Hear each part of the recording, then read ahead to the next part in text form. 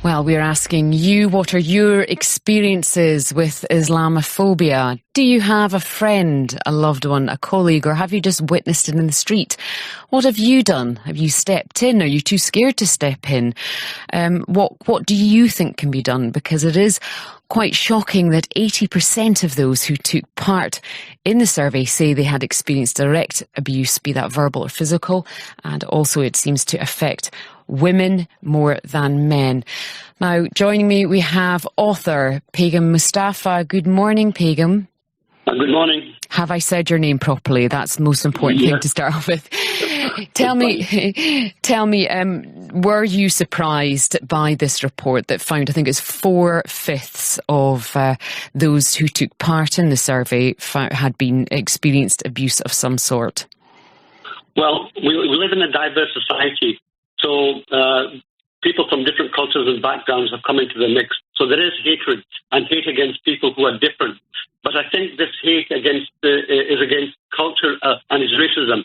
And I'm not sure this is actually Islamophobia unless you are really badly informed about Islam, what Islam really is.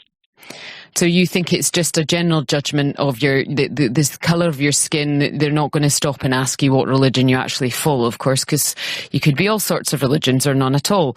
You think it's more of a general against people of colour, people who don't look typically Scottish, shall we say, the pasty white skin?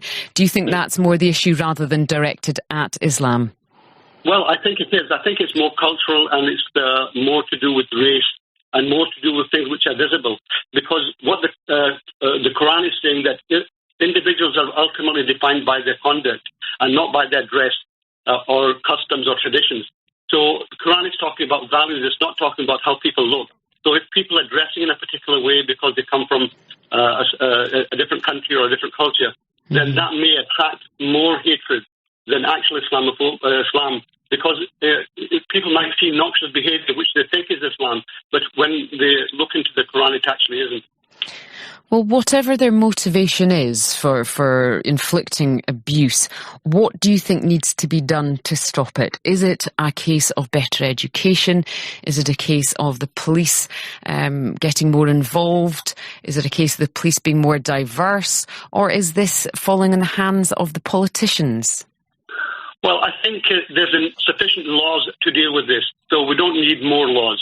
And the best way to deal with this is education, is letting people know what Islam is from the Quran as opposed to cultural or traditional Islam. Morning, we'll return to Pagan Mustafa.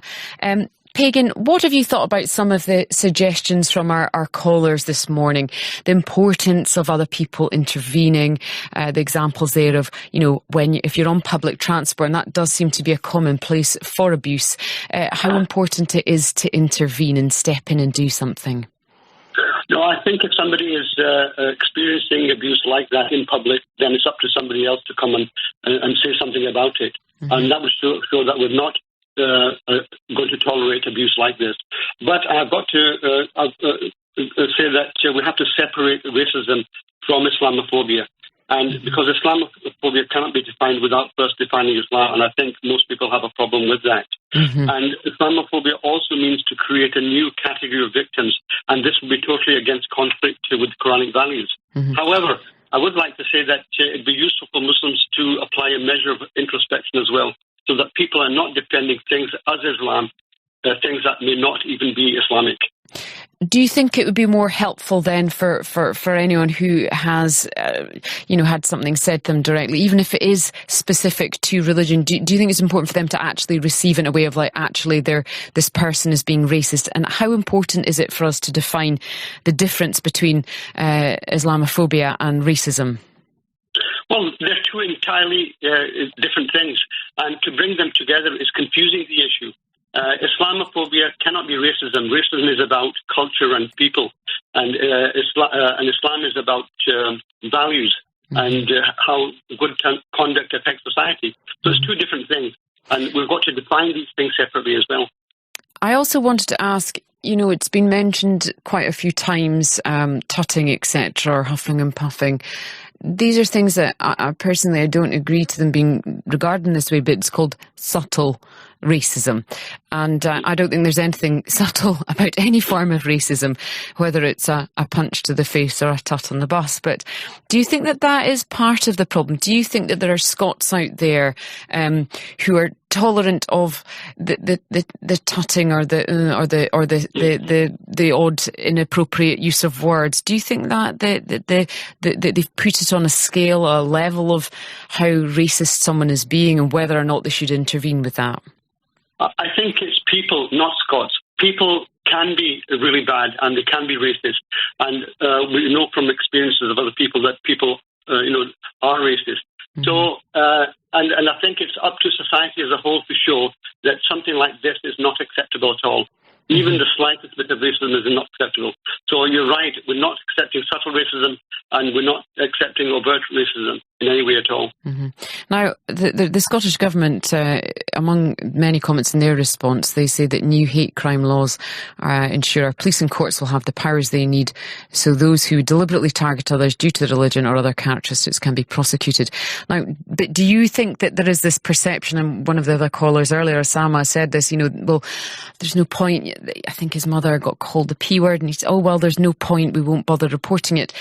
How important do you think it is that every instance of whether it be racism or Islamophobia or any form of abuse, how important is it that people actually do go to the police and have an understanding of what will and won't be taken seriously?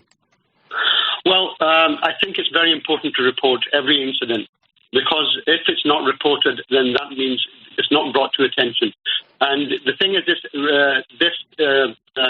differences of culture not only exist between the indigenous Scots and the people who have come from other countries, but it also exists between themselves as well.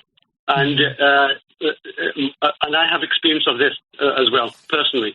So we have to talk about this, and we have to say that every crime has to be reported.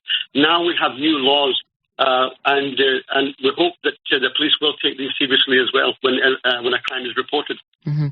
Do you believe that there's been any change with regards to COVID lockdown? Do you think there's been an increase, a decrease in instances? What have you experienced? Well, I think obviously people are more stressed out than they were before. But the fact that people are not going out as much might have changed things a little bit. But the thing is this, the feelings don't change when people come together. And if there is bigotry and racism in an individual, that will come out at any time. Mm-hmm. Yes, and perhaps you're right there. And maybe if there's those who haven't been out, then they're taking the opportunity to spread their hate. What do you think about the one of the action points is from the government is the education system? What would you like to see happen in schools? Well, I would like to see people becoming familiar with Islam from a Quranic perspective, because that will give a much broader and clearer picture than, say, just looking at culture. It's interesting and it's good to know about different cultures and different people as well. But I think if we're talking about Islamophobia, if we're talking about Muslims in Scotland, then we need to learn Islam from a Quranic perspective, which no Muslim group would deny is the source of Islam. Pagan, thank you so much.